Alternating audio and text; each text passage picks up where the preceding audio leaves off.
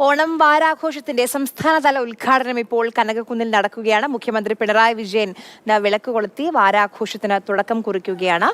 ആ കാഴ്ചകളിലേക്ക്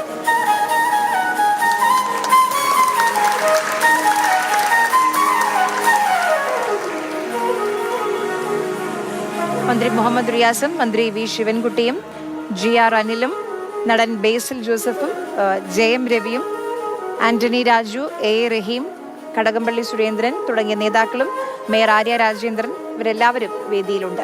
തലസ്ഥാനം ഓണം മൂഡിലേക്ക് മാറുകയാണ്. നഗരവീഥികളെല്ലാം വർണ്ണാഭമായ കാഴ്ചകളാൽ അണിഞ്ഞൊരുങ്ങിക്കഴിഞ്ഞു.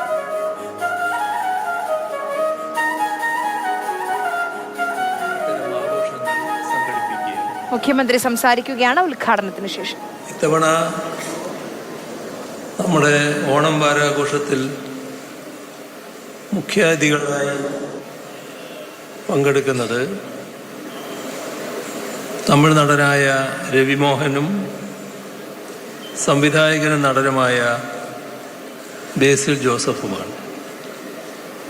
ഇരുവരെയും ഈ ചടങ്ങിലേക്ക് സന്തോഷപൂർവ്വം സ്വാഗതം ചെയ്യും.